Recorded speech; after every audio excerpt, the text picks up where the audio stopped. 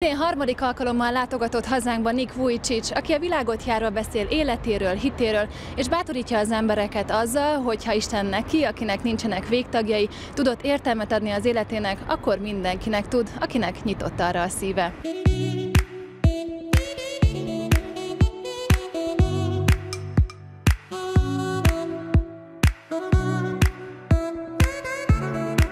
I'm never a person to say, well, look at me, I have no arms and legs, why are you complaining?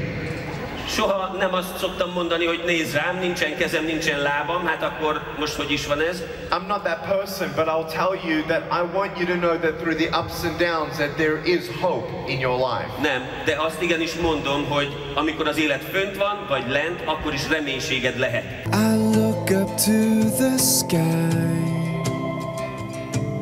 There were many times in my life where I didn't know where God was. In fact, I hated God between ages 8 and 12 because he didn't make sense to me. I prayed for arms and legs and I thought to myself, if he just gave me a miracle, if he just didn't allow me to go through this pain, then I would understand his love. But the fact that he allowed me to be born this way and does not change anything about it really confused me, and actually I attempted suicide at age 10.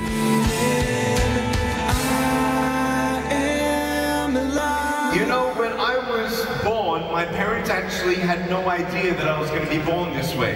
Tudjátok, amikor megszülettem, nagy meglepetés érte a családomat és szüleimet, mert nem számítottak erre, hogy én így fogok kinézni. So I said, surprise! Tehát felkiáltottam, amikor kivoltam, hogy meglepetés!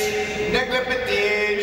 Meglepetés! Meglepetés! See, I'm learning Hungarian real fast. Nagyon gyorsan tanultam. They said to my parents, so sorry, he's never going to walk. Azt mondták az orvosok a szüleimnek, hogy ez a fiú soha nem fog járni. And today, És ma? I'm walking. Járok.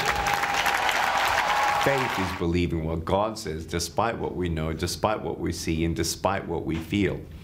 And so that's when we can give our broken pieces into the hands of God. Say, God, I don't know how you're going to do something good out of these bad things, but here is my life. I'm like, I'm never going to get a girlfriend. Az jutott elsőre eszembe, hogy hát nekem sosem lesz barátnő. Even if I got married, I can't even hold my wife's hand. Még hogyha lesz is egyszer feleségem, hát meg se foghatom a kezét. Even if I had children, how am I going to hold my kids when they're crying? Hogyha gyermekeink lesznek, akkor hogyan vegyem a karomba, hogyha sír? No one had any answers for me. Senki nem tudott válaszolni a kérdésemre. I did get married. Igenis, megnősültem. You have 4 children now. Being a father, what is the greatest thing and what is the hardest thing for you? The greatest thing is having that love for a child, and it's shown me a different dimension of God's love for us as we are his children. I don't think you can understand the love of our Heavenly Father as much as when you become a parent. It's this unbelievable thing called unconditional love. The hardest thing is being away from them. I think the hardest years that were ahead. You know, our kids, no matter what you do with your parenting, every child is different. And if we ever see our child making a wrong choice or having rebellious years that we're praying against already, all we can do is pray for them and try to correct them. I think seeing your child suffer through physical anguish or bullying or whatever that looks like, I think that's going to be difficult ahead, where you wish you could take the pain from them.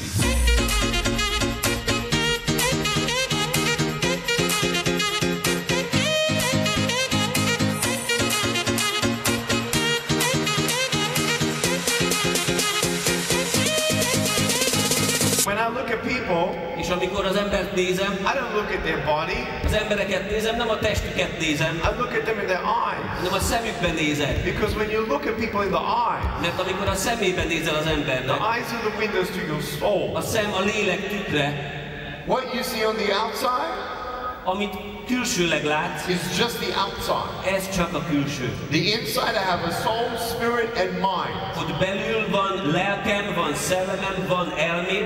Who you are matters more than how you look. Aki vagy, sokkal inkább fontos, mint az, hogy hogyan nézel ki. It's even more important than what job you get or how much money you have. Még annál is sokkal fontosabb, hogy mennyi pénzed van, vagy milyen munkát szerzel.